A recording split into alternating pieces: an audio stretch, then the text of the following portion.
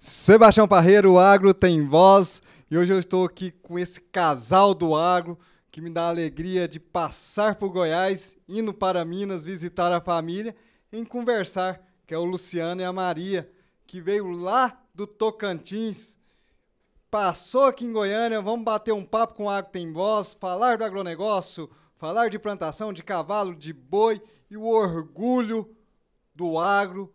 Por que o agro veio, o que o agro faz nesse Brasil nosso. Bom dia, Luciano. Bom dia não, né? Boa tarde, boa noite, porque não sei a hora que o pessoal vai ver esse programa. Boa vida para todo mundo. Boa vida. Luciano, conta aí pra gente, o que você tá aprontando lá no Tocantins? Fiquei sabendo que você é o mineiro do pé rachado e tá lá no Tocantins? Então, nós estamos no Tocantins desde 2004. Nós somos essencialmente pecuaristas, mas quando nós mudamos para lá, nós já levamos uma tropinha, porque a gente gosta muito, e estamos pelejando com a pecuária desde 2004, são 19 anos, numa região nova para a gente, né, até então, com as suas peculiaridades de solo, de clima, das plantas indesejáveis. Eu não sei se você conhece, mas lá tem um tal de capim duro, que é um pásparo aí que foi um desafio para a gente, e esse desafio fez, igual aquela história da água quente, é que faz o sapo pular. Então, através dele, nós tivemos necessidade de criar modelos regionais, né, com a nossa experiência que a gente já trazia antes, e hoje a gente procura abrir novas frentes através da agricultura, não como o principal negócio, mas como uma forma de integração para viabilizar a vida útil, a durabilidade dos pastos. E falando em agricultura, falando do agro, né, você é engenheiro agrônomo, né, Luciano? Sim, eu sou engenheiro agrônomo, formado em Viçosa, e antes de eu ir para o Tocantins, eu trabalhei no Triângulo Mineiro com basicamente pecuária. Era pouca nossa ingresso na agricultura na época, durante 7 anos. Naquela época, o nosso desafio era restabelecer a fertilidade daqueles pastos cansados da região do Triângulo Mineiro, que era uma terra boa, porém aberta há muitos anos, cansado, mas tinha estande de planta. Então, os desafios eram simplesmente voltar o vigor através da fertilização do solo. E nós fomos pioneiros nisso, na região de Tuiutaba, Prata, Santa Vitória, que era a recuperação das pastagens, que hoje é muito comum, né? Sem revolvimento do solo, sem novo plantio, mas simplesmente pelo aumento de fertilidade. E a Maria também pegou as crianças e falou, bora, Luciano, como é que conta isso pra nós, Maria? Deixar a família, deixar o pai, a mãe, deixar todo mundo lá, o pão de queijo e ir lá pro Tocantins. Pois é, nossa, não é fácil essas mudanças, né? Mas a gente tinha, assim, muito claro o que a gente queria. E a gente queria que desse certo. Então, a gente fez dar certo, né?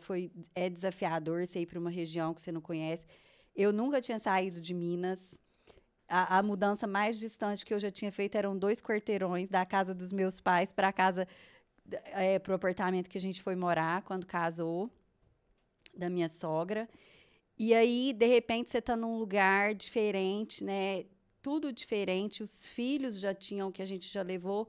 O filho mais velho tinha 7 anos, ele já tinha uma rotina, ele já tinha amizades. E aí a gente chega num lugar diferente, todo mundo precisa se adaptar. Então, a forma que eu encontrei, eu lembro que eu levava os meninos todo dia na cidadezinha perto da fazenda para brincar com criança.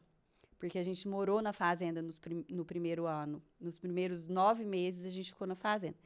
Então, eu sempre tive esse olhar, assim, que eles também precisavam se integrar, né? E enquanto o Luciano ia cuidando das pragas, das dificuldades, eu ia cuidando das dificuldades de integração da família, né? Que eu sou pedagoga, trabalhei lá também no Tocantins por 3 anos.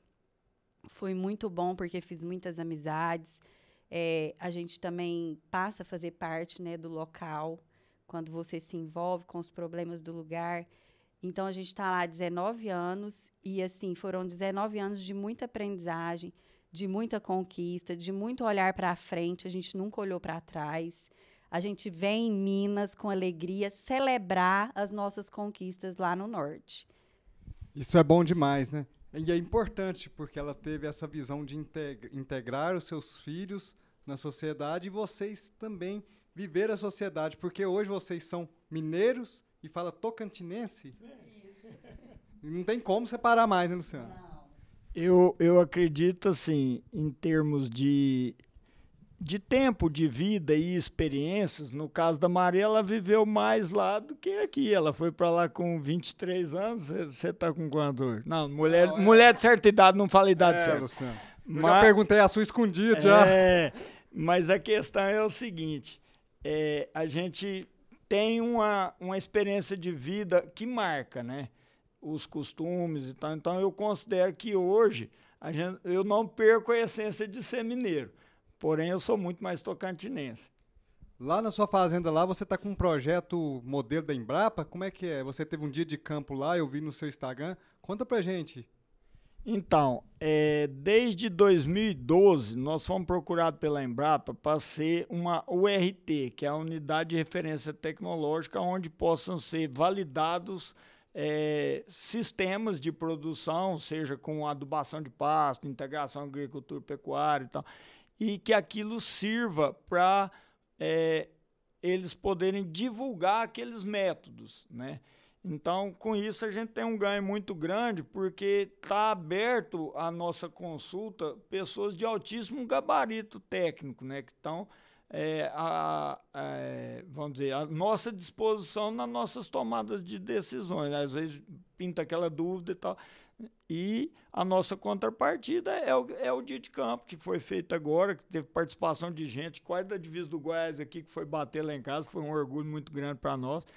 E eu acho que essa parceria tem condição de perdurar indeterminadamente o tempo, porque é bom para os dois lados, né? Primeiro é a questão dessa exposição para o público em geral dos resultados, né? E o que eles cobram da gente é o que a gente já fazia, já faz e que eu acho que todo mundo tem que fazer, que é tabular os resultados, os números. E eu imagino que essa é a única forma de tocar bem um negócio agropecuário, né? Porque quem não conhece seus números não se conhece, não sabe para onde quer ir. É qualquer negócio, né? A gente fala, se não sabe o que entrou, o que saiu, o que aconteceu, os custos, fica difícil. Mas quando a gente fala da Embrapa, e a Embrapa é que fez todo esse desenvolvimento no nosso país, e eu falo que a gente tem que ter orgulho da Embrapa, porque o agro é o que é hoje por conta da Embrapa, pelos seus estudos, fazendo esse trabalho direto na fazenda e levando para toda a sociedade. Então, a Embrapa hoje não é do Brasil. A Embrapa é do mundo, porque as pessoas do mundo inteiro vêm aqui. E eu sempre falo, vem fazer o quê? Pedir pinico, aprender. Aprender. Como que nós fazemos 3 safras, Luciano, no ano? E você sabe das dificuldades que tem um Tocantins. Então é algo espetacular que a Embrapa faz e parabéns por vocês receberem esse projeto da Embrapa. E falando de agricultura, falando de pecuária, falando de Embrapa, mas não podemos esquecer de integração das suas crianças. Como que você fez essa integração das crianças lá no Tocantins? Bom, a gente, como eu disse no começo aqui, quando nós mudamos, nós levamos a semente do quarto de milha, que é uma coisa de criança. Eu sempre gostei demais.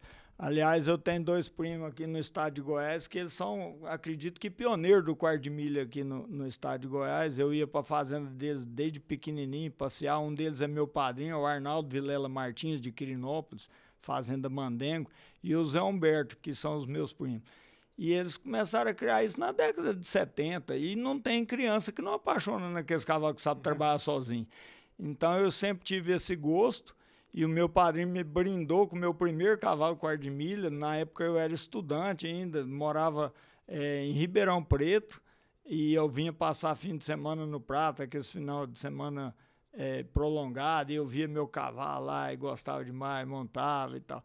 E depois eu formei e eu tive um acidente muito grave com o cavalo. Mas não foi com esporte nem com nada, foi com audácia mesmo. querendo que o cavalo virasse uma máquina em cima de um animal que me dava trabalho e eu fui parar na UTI. E aí, nessa hora, o meu padrinho me deu outro cavalo, Garanhão, dessa vez. Já não era um cavalo só para trabalhar. E foi com isso que eu comecei a criar e logo em seguida eu mudei para o norte e eu fui já levando a tropa. Eu tinha alguns animais.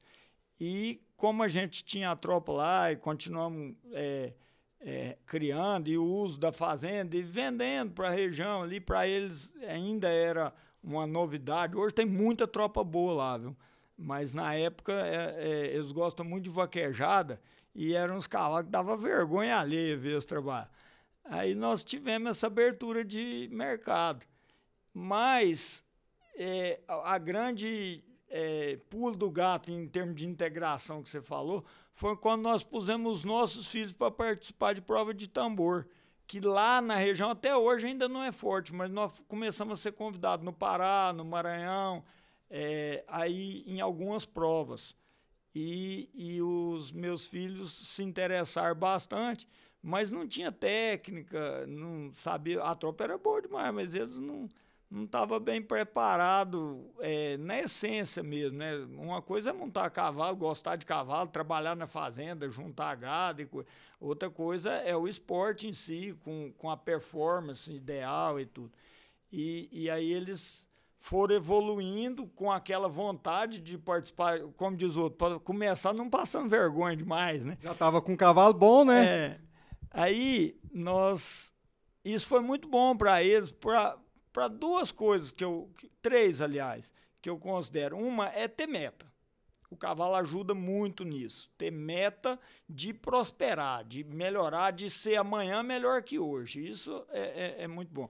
O segundo é aprender com a derrota, a olhar para frente, dar a volta por cima, né? Saber onde errou, se autoconhecer.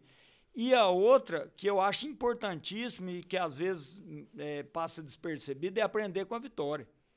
Porque quando a pessoa começa a ganhar demais nessas idades em formação, em crescimento, ela tem que ter, pelos pais, vamos dizer assim, um tutorial ali para não inflar demais o ego. E falar calma, né? E nem ter, numa eventual perda de desempenho, uma frustração, uma decepção, né? Então, isso daí, eu acredito que o cavalo ajudou demais, porque os nossos filhos, em termos assim do próprio desenvolvimento escolar e hoje já profissional deles, eu acredito que foi muito marcante o tempo de participação com as provas de tambor e com o cavalo quarto de milha. Sebastião, tem uma técnica que a gente usa na doma que chama conjunção. Aí outro dia eu estava perguntando para os meninos o que o cavalo deixou para eles, né? Esse movimento da gente ir competir.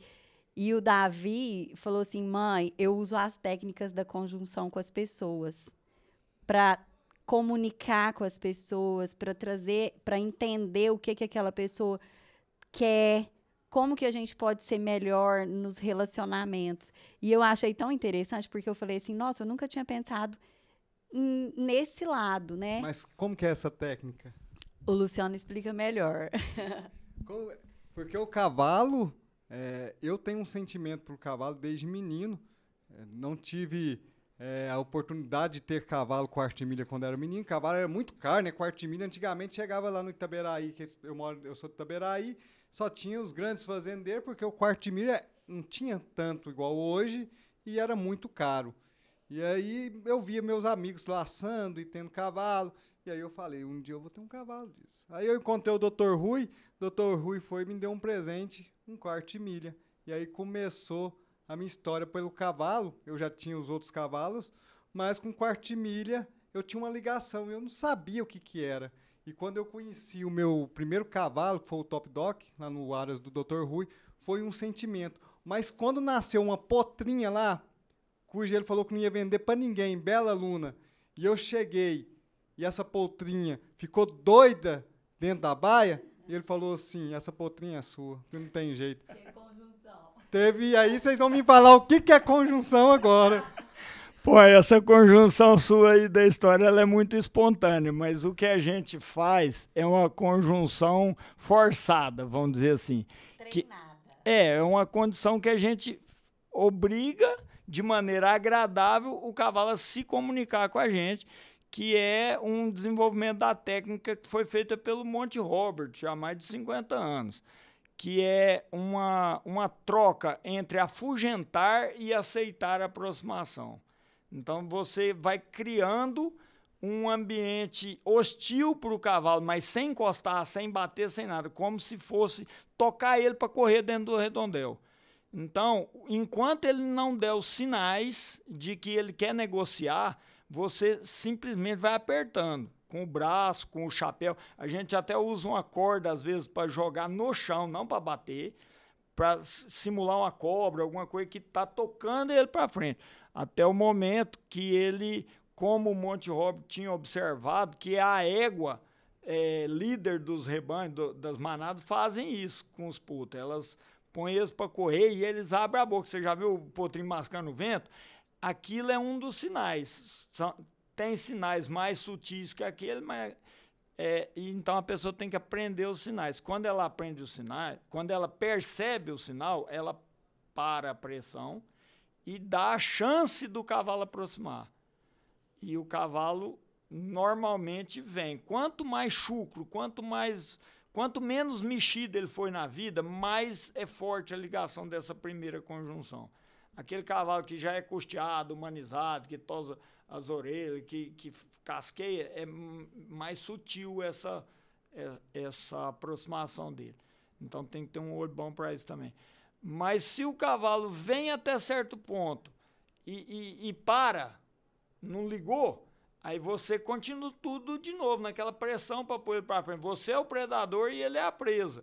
Aí põe ele para ter essa sensação de que está sendo, que vai ser predado, como se fosse. Até o momento que ele vê que não é de novo e você dá a chance dele se aproximar. Quando ele aproxima, efetivamente que a conjunção é feita, aí o cavalo vem na gente e acompanha a gente sem nenhuma corda, sem pôr cabeça, sem nada. Então, eu falo, a primeira coisa que eu ponho num animal que eu estou domando é o bacheiro e a sela. Eu não amarro a cabeça dele, eu não ponho freio, não ponho cabeça, não ponho nada. Primeira coisa colocada no cavalo é o bacheiro e a sela. Então, essa comparação que a Maria fez com o Davi é isso. Na relação entre as pessoas também existe, no namoro existe isso, aquele negócio daquele jogo, né? Faz de conta que eu não quero nada. Então, isso daí, ele existe realmente. Entendendo desses aspectos, a gente pode levar isso sim para o convívio interpessoal. Mas o que fica é a confiança. Né? O animal, ele confia em você. E é tão bonito de ver, quando eles estão fazendo esse processo, no primeiro dia, você vê o animal ele andando atrás de você, assim, numa confiança. E depois, quando vai soltar, depois de todo o trabalho que foi feito ali no redondel, você lava, dá o banho, aí vai dar a ração, e ele vem no mesmo movimento de confiança. Ele não tem mais medo de você. E aí eu achei bonito o Davi trazer isso, porque assim, ele quer ser uma pessoa confiável. E aí ele viu que o que ele aprendeu no cavalo, nesses movimentos, ele pôde levar para a vida dele, que isso é o mais importante. Nada que a gente faz ao léu tem intenção. Então, quando a gente trouxe o cavalo para a vida dos meninos, a intenção... Inclusive, o Davi foi o mais desafiador, porque ele estava com dificuldade na escola, e o tanto que o cavalo ajudou ele nessa confiança. E os outros também, a lidar com as emoções. O mais velho, o Raul, era um menino muito intenso, muito questionador, e aí ele teve que aprender com esse movimento da derrota e da vitória, a domar suas emoções. Então, assim... A gente viu no cavalo uma experiência muito grande de aprender. E trazendo isso para o negócio, ele traz um movimento de sempre buscar ser melhor. Então, a gente entendeu que para ser bom nas coisas que a gente faz, a gente também precisa de outras pessoas. Só a gente, sozinho, não faz. Não dá conta. Não dá conta. Então, no cavalo, a gente trouxe um treinador que fez a diferença na nossa equipe, porque a gente tem um treinador que está conosco há 13 anos. Vixe, tempo, hein?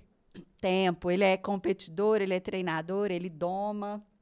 Inclusive, ele doma até animais para outras pessoas, porque ele tem desenvolvido um bom trabalho. E a gente investiu nisso, em aprendizado. E aí a gente tem feito cada vez mais isso. Aprender com quem sabe fazer. E aí isso veio para o negócio. Né? Então, quando a gente traz a Embrapa para dentro do negócio, o Rural Teams, outras empresas, outros parceiros que comunicam com a gente lá no nosso dia a dia, a gente quer aprender com eles para poder fazer melhor o que a gente já faz, né? E aí isso também na gestão. Então, hoje a gente traz um movimento diferente para a nossa gestão. A gente quer também que os nossos colaboradores tenham esse processo de aprendizagem contínuo.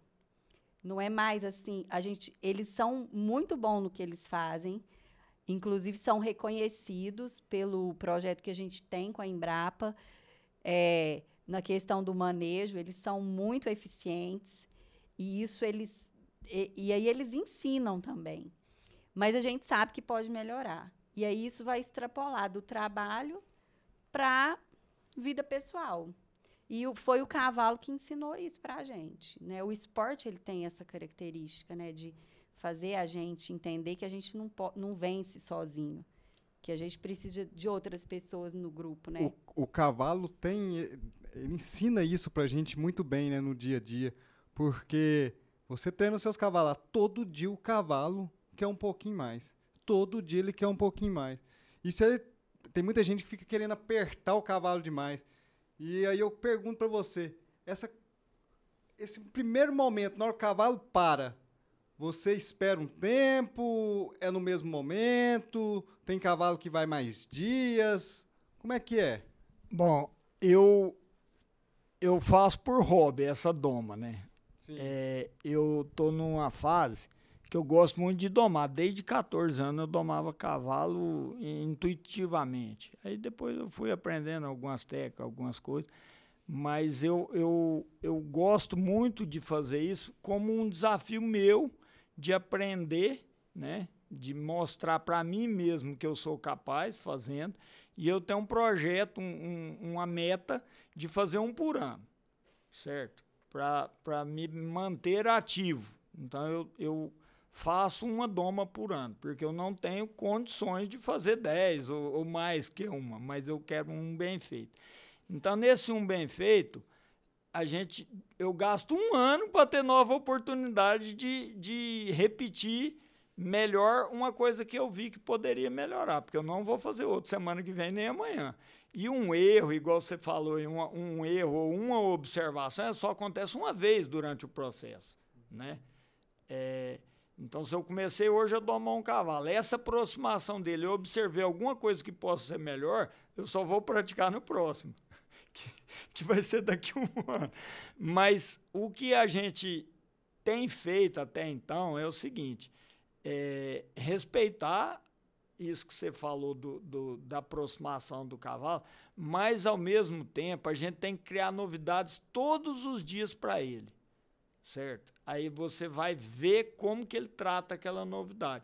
Se ele tratou bem, ligeiramente já apresenta outra, porque se você não apresentar nada, vai ficando uma coisa monótona. Como qualquer pessoa sente a monotonia, uma repetição sem fim de uma coisa que já está entendida, o cavalo também percebe. Então, por exemplo, vou dar um exemplo que você entende de cavalo, você gosta de cavalo, eu posso falar. Lá pelo 5º dia que eu já estou montando no cavalo e tal, eu ensinei ele a fazer um galope na mão, um exemplo. Aí, no outro dia, se eu continuar só galopando na mão, para ele vai falar, isso aqui eu já sei. Então, no outro dia eu vou criar uma dificuldade, agora nós vamos trocar de mão, entendeu? Mas eu não vou fazer essa troca de mão no mesmo dia que ele galopou na mão, porque senão vai criar... Pode acontecer dele errar e eu ficar nervoso e não sei o quê, e ele já está cansado. Então tem que ser uma novidade a cada dia, desde que aquela que você apresentou foi assimilada. Porque se ele não galopou bem na mão, eu também no outro dia eu não posso chegar lá e querer que ele troca de mão. Certo? Você tem que continuar, né? Eu tenho que lapidar aquela. Mas é que o quarto de milha ele é tão bom que ele aprende no primeiro dia o novo exercício e ele já fala para você, vai inventando aí, vai inventando para amanhã. Vai trabalhando, né? Eu fiz essa pergunta para mim, porque eu tenho essa ligação em domar o cavalo, mas eu nunca cheguei a domar. Eu fico com eles até 1 ano, para depois eu mando para um Eduardo, amigo meu lá perto de Itaberaí, 1 ano e meio, já 2 anos, ele começa já a mexer. Eu sempre mando antes. Mas quando está novo, 6 meses em diante, até antes, eu já faço essa aproximação, mas não sabia. Eu tenho uma potra lá que está com 6 meses, aí eu deito, ela deita do meu lado. Legal demais. Essa é a conjunção. E eu não sabia. Intuitivamente. O que eu aprendi? Eu aprendi que eu fui vendo que com ela, que eu não poderia chegar demais, que eu chegava até certo ponto e esperava que ela vinha. E aí foi acontecendo. E aí chegou um certo momento que eu estava deitado e a mãe dela confia demais em mim. E aí eu estava deitado, a mãe dela veio e ficou. Eu falei, vou ficar passando debaixo da mãe. E aí eu ficava passando debaixo da mãe. Aí eu parei. De repente, ela veio e deitou do meu lado. Aí eu falei, ela tá achando que eu sou irmão dela, né? Porque a mãe tá deixando. Sim. E aí eu comecei a prestar atenção, mas eu não pus ainda nenhuma corda, não pus nenhuma cela. Nunca cheguei nesse momento. E aí eu fiz essa pergunta para você, porque eu vou olhar seu Instagram, olhar suas coisas, vou começar, porque eu vi lá que tem dia após dia, tem um lá que é 30 dias. Então, essa aí, você falou de Instagram, me abriu a chance de falar também. Mas fala o seu Instagram aí pro pessoal. O meu Instagram é Fazenda_Araguaiana. Fazenda_Araguaiana? Araguaiana é o nome. Vai colocar lá para vocês seguirem e aprender a mexer com cavalo. O meu objetivo não é ensinar ninguém, porque como eu disse aqui no começo, a gente faz por gostar mesmo. Mas os meus filhos mais novos, na época da pandemia, estavam na fazenda e foi dar um up, né? Não, pai, nós temos que fazer um Instagram da fazenda, divulgar os cavalos. E eu acreditei naquilo, como quem diz assim, eles vão fazer, eles vão colocar o material. Porque é uma questão de geração, né? A molecada tem mais afinidade com essas coisas. Aí, beleza, depois do Instagram, eu não sabia nem abrir uma página do Instagram. Nem sei se chama página isso, mas eu não sei muita coisa, quase nada.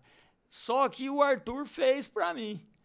Aí, no outro dia, ele virou pra mim e falou, pai, agora o Instagram só funciona se todo dia tiver uma novidade.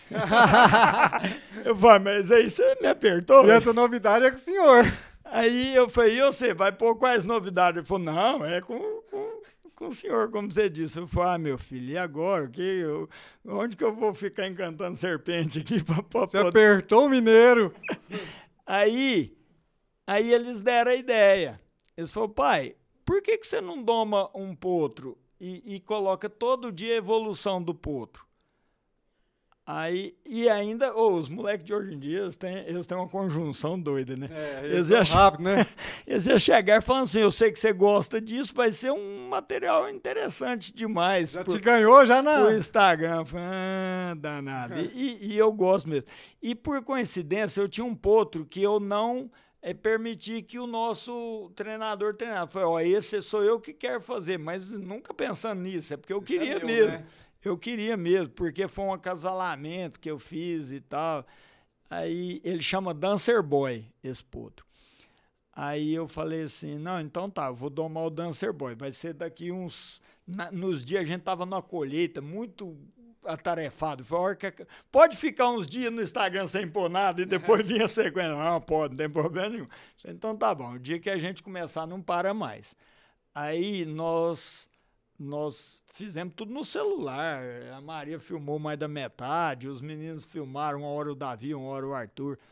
Os episódios, são 28 episódios sequenciais de uma doma onde eu usei o que eu sei. Eu não estava ensinando nada para ninguém. E aí, para ter esse conteúdo legal, em cada episódio desse, eu fiz a lembrança de uma pessoa que tenha, de alguma forma, me influenciado nessa vida rural, principalmente com cavalos. E aí eu fui fazendo isso. Cada dia eu criava uma novidadezinha e o meu objetivo era entregar um cavalo pronto para o treinador da sequência. Não é ensinar o cavalo a laçar, correr tambor, nada disso. Mas que ele tivesse todos os fundamentos necessários para seguir. Por exemplo, um cavalo para laçar tem que saber uma série de coisas.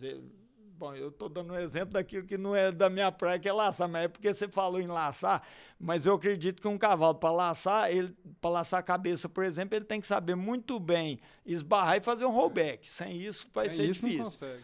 Então, fazer rollback está nessa sequência dos 28 episódios que eu filmei. Então, tem arco reverso, troca de mão, galope na mão. E eu fui fazendo naquela sequência que eu achava que é o mais fácil para o cavalo, né? De entender as coisas. E aí, beleza, acabou. E agora? Tem que arrumar conteúdo, segundo a molecada. Aí eles falam, não, agora você vai fazer o seguinte, você treina o cavalo para tambor, mas aí já não sou eu, tem que ser o treinador, porque é uma coisa de repetição, de dia a dia e tal. Aí eu passei pro Genivan, que é o nosso treinador, falou, o cavalo tá aí, ó, prontinho para aprender. Agora a habilidade de ensinar a correr tambor, eu sei que ele sabe, eu confio muito nele, e eu quero o cavalo assim, assim, assim. E você vai fazendo isso. Aí quando, em muito pouco prazo, o cavalo corria já bem o tambor. Aí eu comecei a fazer uns vídeos a cada 15 dias, que eu não corro o tambor a menos que 15 dias um do outro, que é uma coisa que eu gosto de falar, que cavalo de tambor não pode correr tambor. Cavalo de tambor tem que fazer esses exercícios tudo, ele vai correr tambor em prova. Como a gente não tinha prova lá... Me fala disso. Não, peraí, deixa eu concluir. Mas aí, como lá a gente não tem prova, que é diferente do interior de São Paulo, que cada fim de semana, em 30 quilômetros de raio, você escolhe qual prova você quer ir. Tem como escolher, né? Então, a cada 15 dias seria uma frequência ideal de dar uma passada como se fosse valendo. E eu comecei a fazer os filmes, mostrar o cavalo correndo tambor nos filmes e tal. E fui enchendo o Instagram de abobrinha lá, né? Não, de conteúdo. De conteúdo, ó, tá vendo? Tem que saber até conversar. De conteúdo importante, né? É muita gente do cavalo que vinha olhar, né? Porque quando comunica com o que você gosta, você tem interesse, né? E aí foi muito interessante. E pessoas jovens. Então, assim, a gente tem que ter muito cuidado, porque a gente influencia, né? Influencia. E você deve ter plantado a sementinha em muitas pessoas que nunca gostou de cavalo. Porque vê que aquilo é possível. Sim. Porque tem pessoas que falam assim, mas o cavalo, eu tenho medo de cavalo. Nunca vi um cavalo. Aí na hora que vê um conteúdo desse, o conteúdo mostrando que treina, mostrando que o cavalo vai confiar, que vai atrás para comer ração, e fala assim, olha para você ver. Não, e é interessante, porque é uma doma, né, que todo mundo conhece como doma racional, mas é uma doma muito respeitosa com o animal. Né? É no tempo dele, ele não precisa de apanhar para aprender. É você usar o que o animal tem de melhor, que é a inteligência que ele tem. Né? Não causa trauma. Então, a evolução é muito rápida do animal. Ele vai todo dia. Era incrível, assim, de ver como que o animal... Teve um dia que eu falei assim, não, mas já tá desse jeito... Que às vezes a gente ficava 2, 3 dias sem ver, né? Que trocava o cameraman, que às vezes eram os meninos Passava pros filhos, né? E revezava. E aí a gente ia ver, nossa, já tá andando, já tá montando. E tudo com muito respeito e muito seguro para o domador. Tem que ter a segurança. Tem que ter a segurança. Isso que ela falou é importante, né? A doma racional, as pessoas pensam assim, como que vocês domam o cavalo? A doma racional é uma doma respeitando o cavalo, sem violência. Quando o Luciano fala em apertar o cavalo, é chegar perto, mostrar que o cavalo que você está chegando, pega o chapéu. É isso que é o apertar o cavalo, né, Luciano? As palavras têm que ser bem escolhidas para quem não é exatamente do ramo entender, né? Mas esse negócio que você falou da segurança é interessante, porque nessa idade aqui não dá para ser cowboy de sair metendo spoiler e correndo, tem que ter certeza que vai dar certo.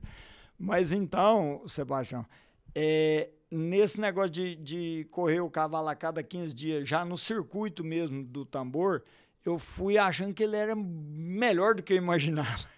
Que eu tinha acertado no acasalamento, na doma, em tudo. Eu falei, gente, esse cavalo é bom demais. Eu não vou falar que ele é diferente, não, porque os quartos de milha são tudo bom demais. Tem gente que tem mania de falar, esse cavalo é diferente. Não, ele é bom demais. Aí eu pensei, né, rapaz, eu vou levar esse potro no Potro do Futuro. Porque que dia que eu vou ter saúde para domar outro e eu participar do Potro do Futuro? Que dia que vai dar certo de novo, de estar assim, tão casadinho, tão bem, né? Então, por conta disso, os meninos ficaram, vai, não vai. E aí eu falei, não, antes de ir no Potro do Futuro, tem que ir numa prova. Tem que ir. Pra ver, né? Porque uma coisa é você estar montado num cavalo, você que faz aquilo muitas vezes, ou tem experiência, você percebe que aquele lá é top. Mas é só a prova que fala a verdade.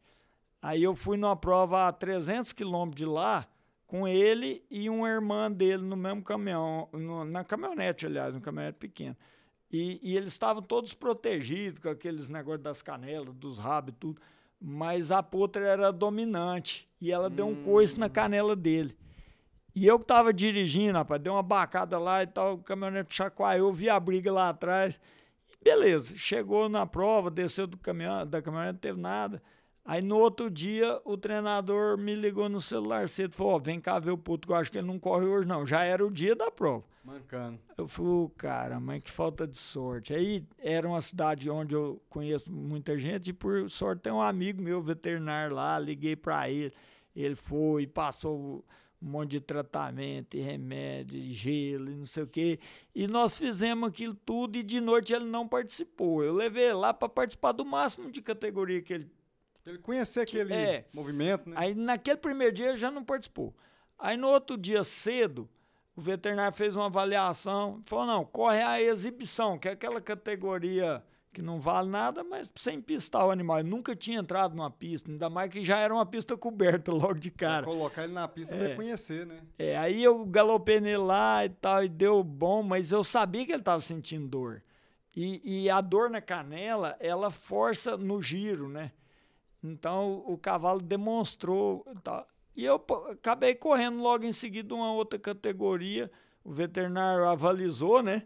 E era uma categoria valendo. Deu um resultado muito bom, pelo esperado, para quem sabia o que estava acontecendo, que era o meu caso, né? Eu falei, não, esse cavalo é bom mesmo. Aí voltamos para casa, ele gastou uns 20 dias para realmente sarar de verdade daquilo, né? E aí eu fiquei em dúvida, eu falei, não, mas agora eu vou encarar a BQM lá, o Potro do Futuro, sem ter uma participação efetiva numa prova, porque aquela para mim continuou como se não tivesse valido, né? Sem saber como é que o cavalo ia reagir, né? Com aquela barulheira, aquele mundo. Né? E principalmente é aquela situação da gente sair lá do Tocantins e bater lá em Araçatuba num cavalo que nós não participamos em prova assim efetivamente, né? Bem, porque ele não estava bem. Aí bateu a dúvida, né? Será que eu vou, né? Será que eu vou? Será que eu tenho peito para isso? Porque você sabe o que é isso, Nossa, né? Senhora. Aí, moço, nós fizemos uma live familiar. Aí eu vou deixar a Maria contar a história, porque esse negócio aí de opinião das pessoas, de sentimento do que acontece entre as pessoas, talvez a conjunção dela é melhor que a minha. Pessoal, vamos dar uma paradinha, tomar um café, comer um pão de queijo. O café não tá aqui não, mas o pão de queijo já tá aqui. O Yuri vai trazer o café pra gente poder continuar na próxima semana falando um pouco mais desse projeto. Então, pessoal, fique de olho no Agro Tem Voz, que semana que vem tem mais com o Luciano e com a Maria, falando tudo do cavalo, do agronegócio, falando do projeto. Eu espero vocês.